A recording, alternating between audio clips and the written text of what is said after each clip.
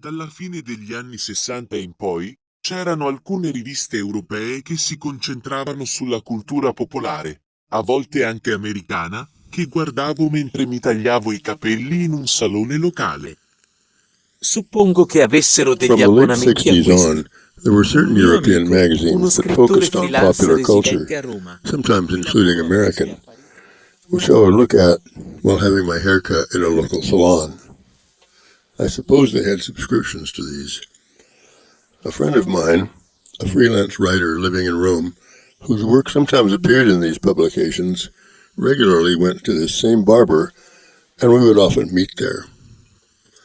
In the summer of 1976, he was away for a few weeks on holiday, traveling across the states from coast to coast.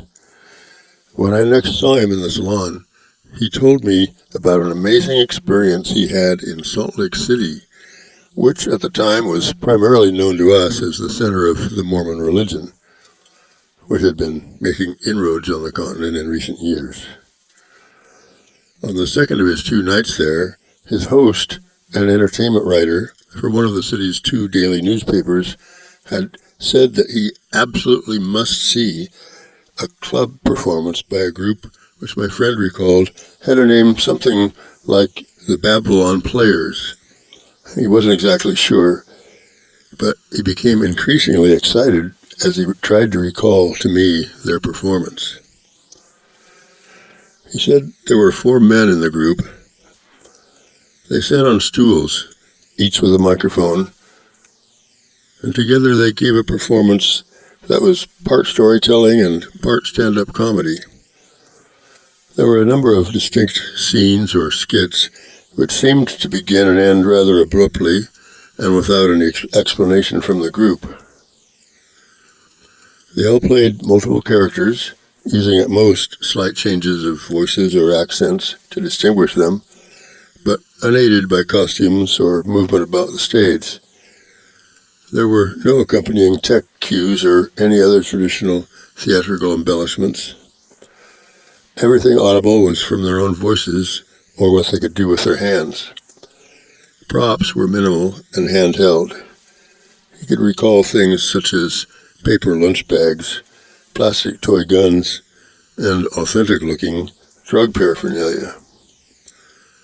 My friend, an experienced writer whose name would be familiar to European readers, seemed at a loss for words as he recalled scenes such as the crew of a spaceship battling aliens who were attempting to cover their vehicle with large amounts of what Americans call pudding, or an apparent parody of an American television police drama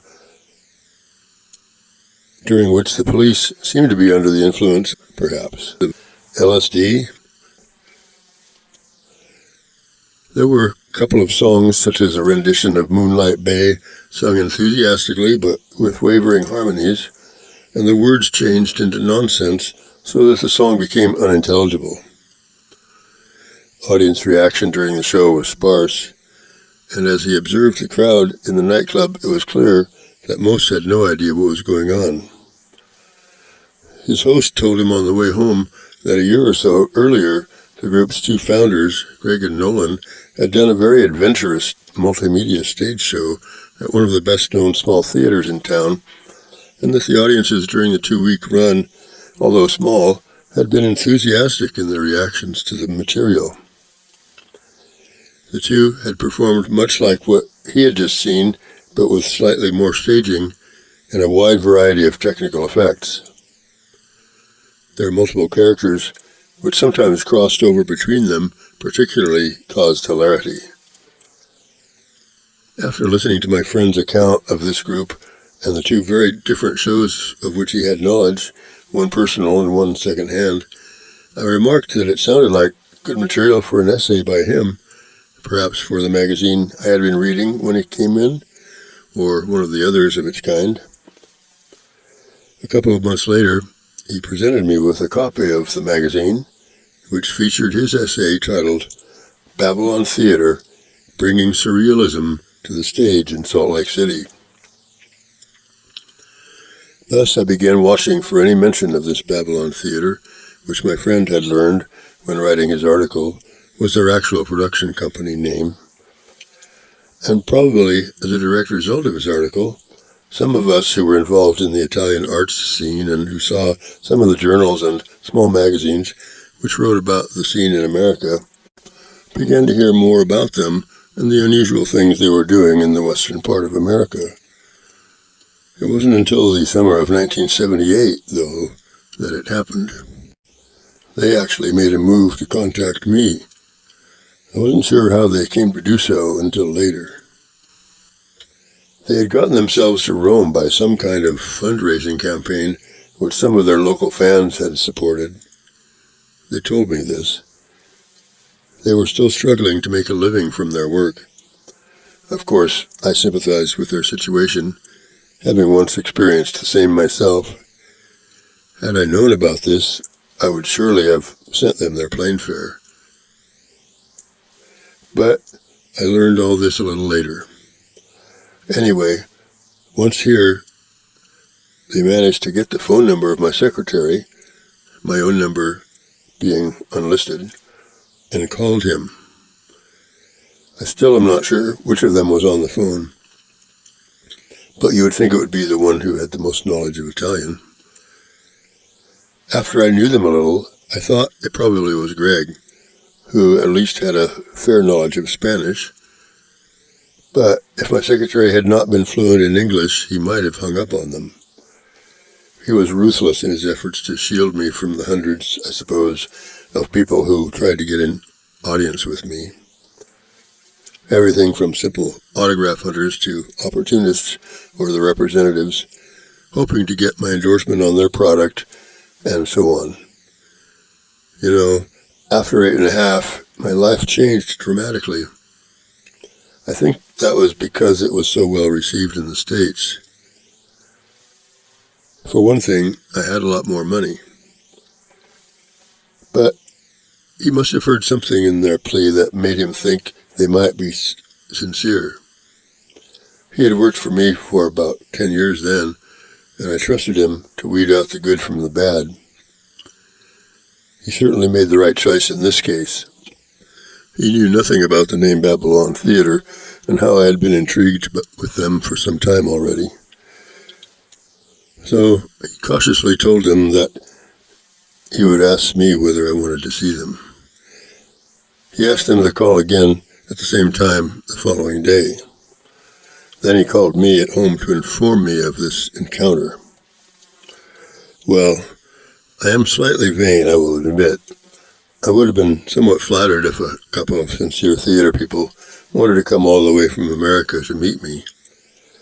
But I became positively excited when my secretary related that they identified themselves only as Greg and Nolan, no last names, of Babylon Theater. They had apparently been too nervous even to tell my secretary where they were staying. I told him that by all means he should make an appointment for them to meet me at the Cafe Canova at the soonest opportunity. It was perhaps my favorite coffee house in Rome. They also had good food and drink, and sidewalk seating which in the summer was shaded from the sun by mid-afternoon. The good fellow was so impressed with my excitement that he called the cafe immediately and set a reservation for the second day hence, before even waiting for Nolan and Greg to call back. This is one of my favorite stories, so forgive me for spending so much time simply setting it up. I could hardly do any work at all the next day. I was so anxious that the meeting should happen. When I arrived at the Canova at the appointed date and hour, indeed, I felt as if I were meeting a new girlfriend. Such was my nervousness.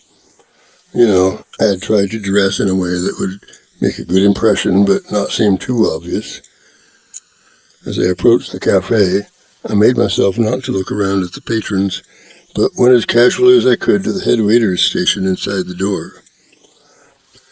I asked the head waiter, who knew me, if there had been a couple of Americans asking about me yet. He said they had arrived about an hour earlier and had been sitting outside drinking espressos and smoking hand-rolled cigarettes. When the waiter took me to their outside table, They immediately stood and greeted me politely in Italian, each of them shaking my hand. I'm not sure what I had expected at that moment, but they looked much like the many West Coast hippies I had seen when visiting Los Angeles several years earlier. If only I had known of them then, I could have flown to Salt Lake City and been the eager foreigner seeking to meet the mysterious artists. As it was, not having seen a photograph of them in any of the articles in which they had been mentioned hereabouts, but seeing them for the first time appearing rather uncomfortable in this environment that I knew so well, they did not look the somewhat formidable avant-garde young writer-actors that I had created in my mind. But in fact, they were exactly that. After we were seated, they facing the street and I looking at the cafe window, Nolan tried to address me in Italian, but I quickly saw that it was not something he was able to do easily. I told them in English that I could speak English quite well, and they seemed immensely relieved.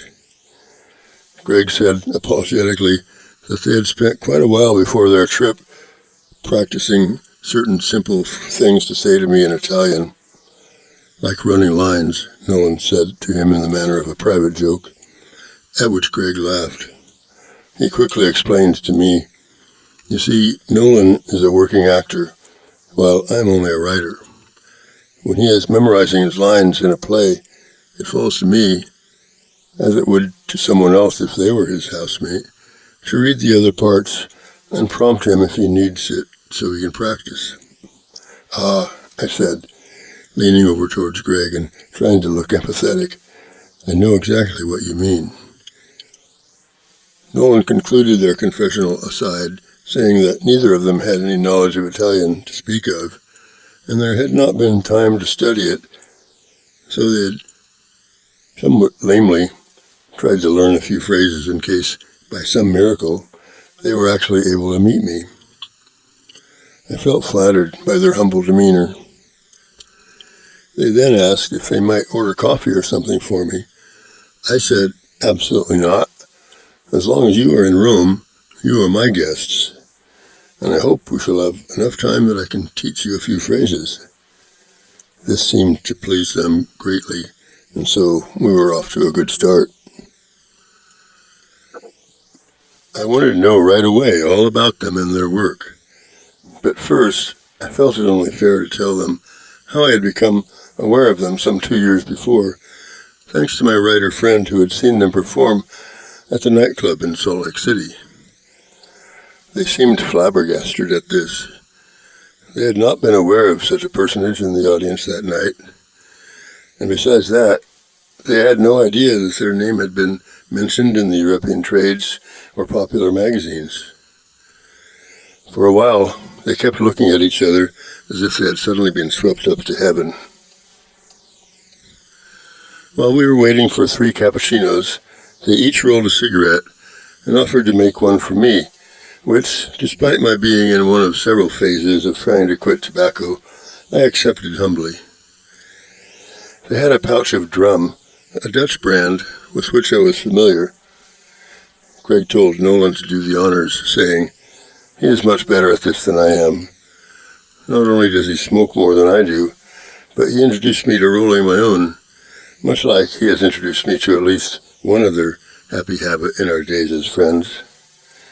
He gave Nolan a knowing glance, which I thought it best not to notice at that moment. Instead, I asked whether they had found a local tobacconist. They said that they had brought the drum with them. This was my first clue that Salt Lake City was not as provincial as I had always imagined. Then, because it was becoming late in the afternoon, I suggested that we might order some appetizers, a word I had heard in American movies. Nolan admitted that they had not eaten luncheon earlier so as not to be late for this meeting.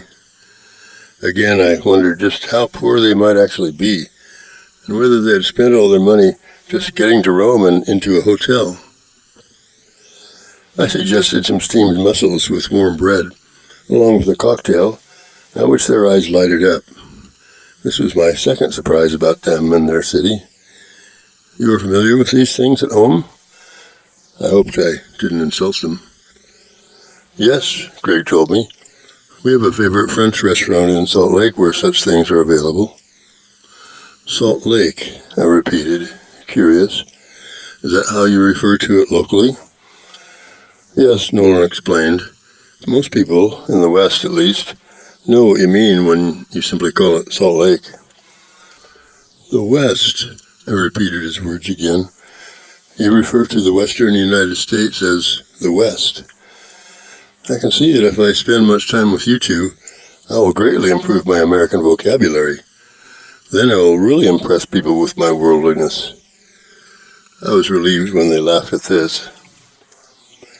When our waiter responded to my signal, I ordered steamed mussels for 3, as well as a whiskey and soda for me, and whatever my friends will drink also. If I recall correctly, Greg requested a gin and tonic, and Nolan a martini. As we smoked and then began enjoying our snack, another favorite American term of mine, I again wondered to myself, have these young men spent most or all of their capital bringing themselves to Rome to see me? When they return home, are they going to find their resources expended? I knew then what I must do. So, I said, as they both were eating their steamed mussels, where are you staying?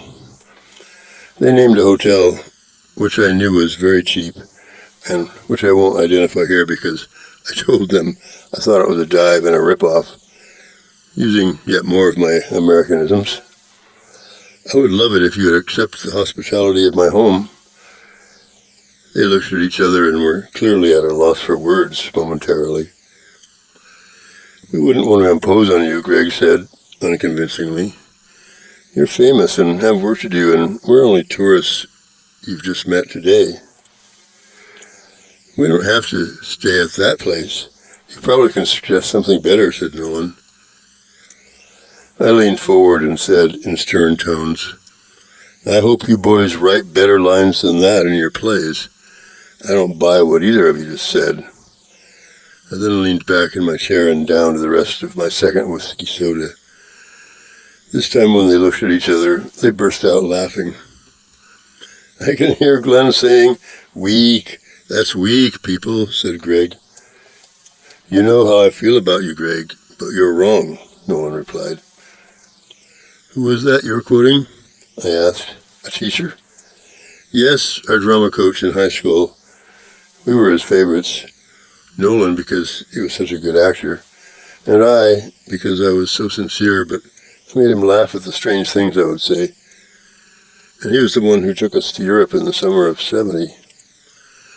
I hope, I said worriedly, that you didn't think I was serious just now. I was just teasing you. Well, said Nolan, I think we just can't believe we were here. Yeah, I first saw one of your movies in a film class at Westminster. That's the college I went to in Salt Lake, Greg added. I guess we both think we were dreaming this. Okay, look, I said, trying to imagine being one of their peers. I've had some success, it's true, but I'm still just as insecure as you may be. Actually, since being with you here, I'm probably more insecure than you are. Put yourself in my place for a minute. You've come across 2 continents and the Atlantic Ocean and probably spent more money than you yourselves have just to see me. Sometimes I feel like I'm merely a taker of snapshots from Italy. My native language is Italian, which nobody speaks but the Italians, and some Swiss. But you are young humorists from America. Your native language is English, and now it is the language of the world for business and politics.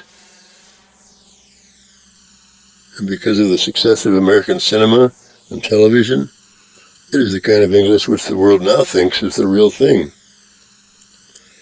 I've often wondered why I couldn't have been an American. But just like you, I'm only a product of genealogy and history. So please stop putting me up in the clouds with the gods and come stay at my fucking house, will you? It'll be a gas for me. Of course we will, said Nolan.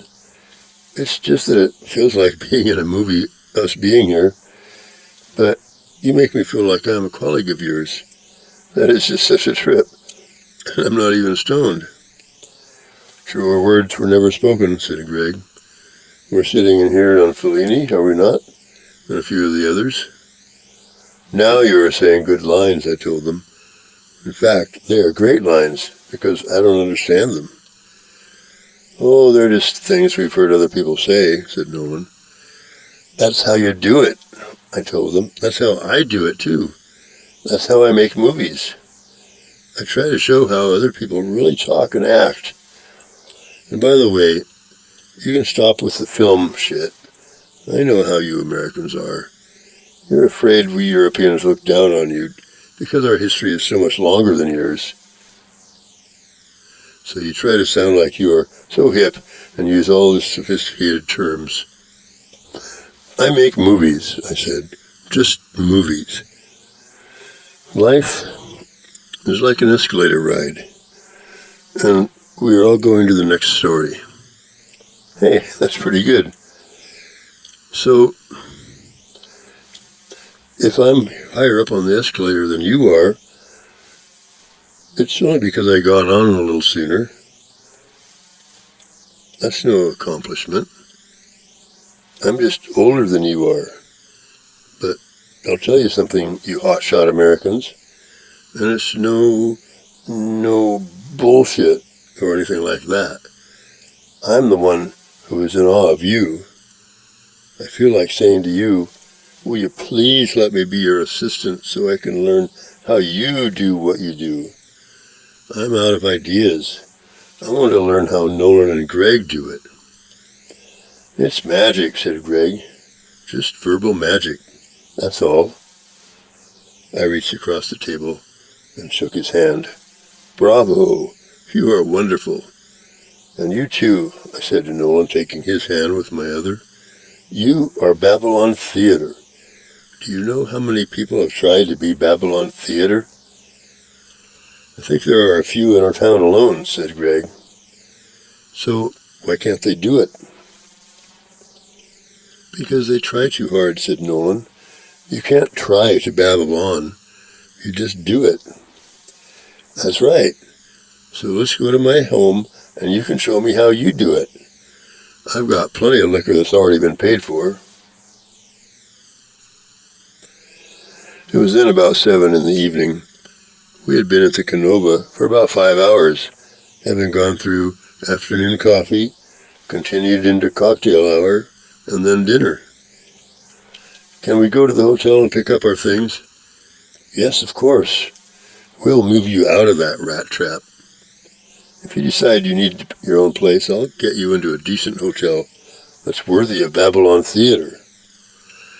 I wish you could stay in Rome for a month, a year, forever. And I want to audition for Babylon Theater. Greg was silent.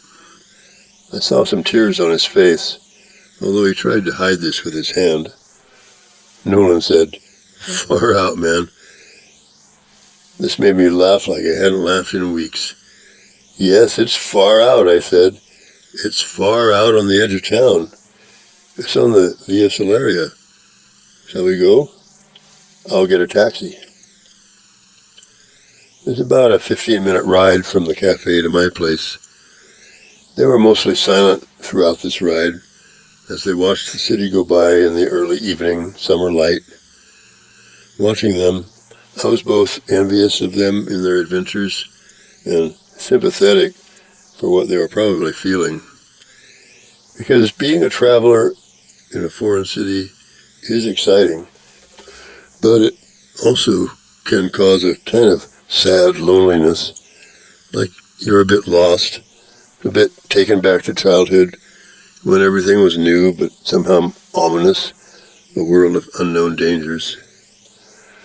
Though Greg and Nolan, and they never mentioned their last names during our time together, and I didn't ask, though they had their return flight booked for 2 weeks from their arrival, we had such a good time that they kept up residence at my home for a month. They found many opportunities to ask me about my life and the things I have learned along the way. I tried not to make these discussions into lectures. For one thing, I was constantly in awe of what they knew about life that I was aware that I had missed. They were quite open about their self-chosen bohemian, or to put it in more modern words, their hippie counterculture lifestyles. They described the rock music they listened to at home and the concerts they often attended, the latter sounding to me like Greek bacchanals, where inhibitions were abandoned for a few hours, and in some ways everyone was in love with everyone else. I was amazed by their accounts of the various mind-altering drugs that were used in their circles: psilocybin mushrooms, mescaline, and peyote cactus. From their descriptions of their daily lives, it seemed they used such things almost every week. They had brought, as it seemed to me, a large quantity of marijuana, and they used it several times a day. I found myself wishing that they had brought some LSD as well. They assured me that it was readily available in my city if one knew where or how to look for it. We thus passed the days in casual creativity for its own sake, not particularly looking for that next play, poem, or film. We often recorded our discussions and our jamming, and would listen to those in the evening or the next morning. We might stay inside the house for the whole day. Another day we would go out for coffee and to look in record shops or bookstores for that unexpected gem that could make the time seem well spent. We patronized the pushcart gelato vendors who were ubiquitous at all the tourist attractions. I would stand back and watch Greg and Nolan approach people they recognized as traveling hippie types to see if they had any interesting substances to share or sell. These people all recognized each other as comrades, no matter their language or home country. They would greet each other with a nod or a certain handshake and instantly be on personal terms. I more or less abandoned any of my own work while they were with me. Instead, we would spend hours working in the way they were accustomed to doing it. At first, it seemed like aimless, spontaneous, and very casual brainstorming of story ideas, which usually passed like summer rain clouds, without much progress towards anything of substance. But I learned that there was much pleasure in spending afternoons or evenings immersed in free-flowing words and laughter at small jokes. And they demonstrated their signature technique, which they called jamming, which was only allowed to be fun, or else it was abandoned for that day. I found I was good at it, and they explained that all that was required was a steel-trap mind kept full of current pop culture, as well as a jaundiced attitude toward the silly things that were held important by the establishment, and the willingness to take chances in front of others. The most important thing for a Babylonian was the willingness and the ability to speak and act without too much thinking, and to respond to what your collaborator says, no matter how difficult it might seem to do so. Playing with the sound of words, of syllables, of sheer unintelligible sounds, if need be, it began to make just living seem like an opportunity for giving up control. Babylon Theater is very Buddhist, Greg said one day, the Japanese and Tibetan forms of it especially. Every word, phrase, or sentence has the potential of hiding a satori experience. Indeed, I often thought of Jack Kerouac during these sessions, not only his spontaneous writing style, which some critic or jealous writer had called mere typing, but also his mourning the lost art of simply walking along whistling with one's eyes on the ground a step or two ahead, unaware of the supposedly important things happening nearby.